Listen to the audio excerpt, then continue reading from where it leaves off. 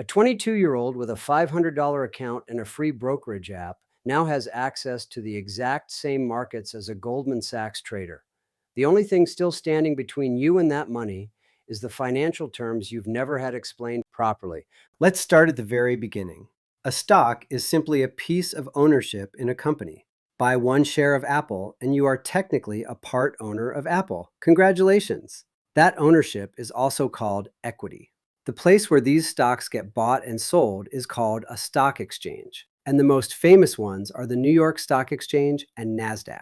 Every company on these exchanges has a ticker symbol, a short code that identifies it. Apple is AAPL.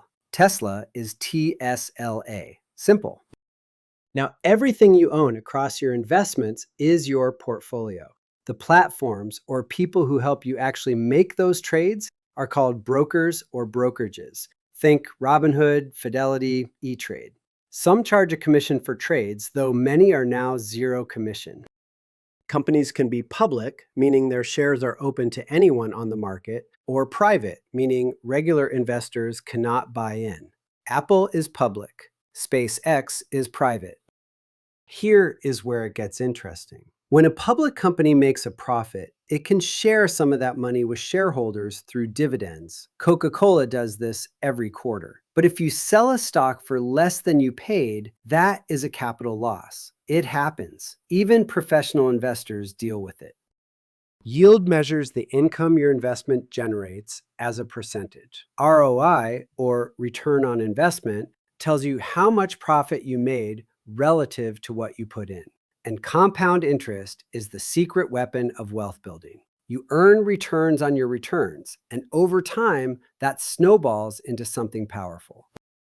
Before you invest a single dollar, you need to understand your own risk tolerance. How comfortable are you watching your money drop temporarily in exchange for potential long-term gains? Knowing this shapes every decision you make. Now let us talk order types, because this is where beginners get lost. A market order buys or sells immediately at the current price. A limit order lets you set the exact price you want, and the trade only executes if the market reaches that number. A stop loss order automatically sells if a stock drops to a certain level, protecting you from bigger losses. A trailing stop does the same, but adjusts upward as the stock rises. A fill or kill order must execute completely and immediately, or it is canceled. A good till canceled order stays open until filled or manually canceled. A day order expires at the end of the trading session. Short selling deserves its own explanation. When you short a stock, you borrow shares and sell them, betting the price will drop. If it does, you buy them back cheaper and pocket the difference. The buying back part is called buying to cover. The risk of loss is massive because if the stock rises instead, your losses have no ceiling. Stocks come in different types. Common stock gives you ownership and usually voting rights. Preferred stock offers fixed dividends and priority if the company goes bankrupt, but usually no voting rights. Blue chip stocks are your large, stable, established companies. Growth stocks are companies expected to expand rapidly. Value stocks are trading below what they are actually worth. Dividend stocks pay regular income. Cyclical stocks rise and fall with the economy. Defensive stocks stay relatively stable regardless of economic conditions. Penny stocks are cheap, volatile, and high risk. Speculative stocks are bets on big future potential. If you are finding this valuable, hit that like button right now. It genuinely helps this reach more people who need exactly this kind of breakdown. Market conditions have their own vocabulary. A bull market means prices are rising and optimism is high. A bear market means a drop of 20% or more with widespread pessimism. A correction is a moderate pullback of around 10%. A crash is sudden and severe. Volatility describes how dramatically prices swing. Liquidity tells you how easily you can buy or sell without moving the price. Volume is how many shares are being traded. Now the numbers that matter. Market cap is the total value of a company based on shares multiplied by price. Earnings per share, or EPS, shows profitability per share.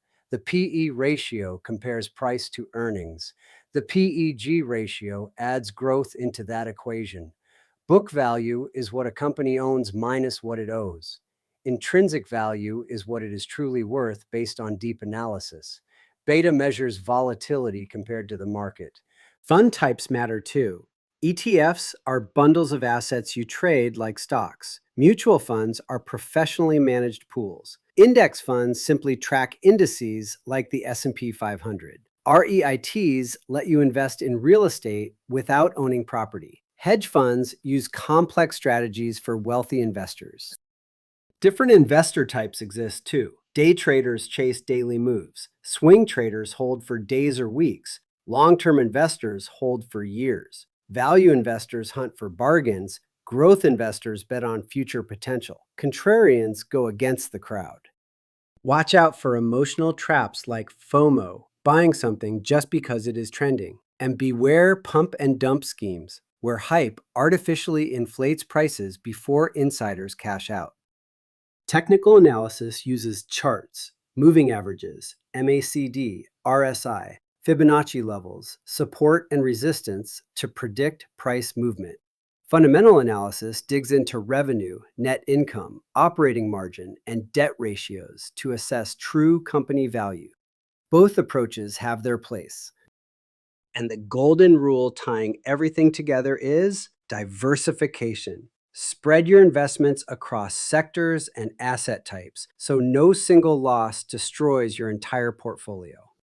You now speak the language of the stock market. Drop a comment with any term you want explored deeper and subscribe for more content that actually makes finance make sense.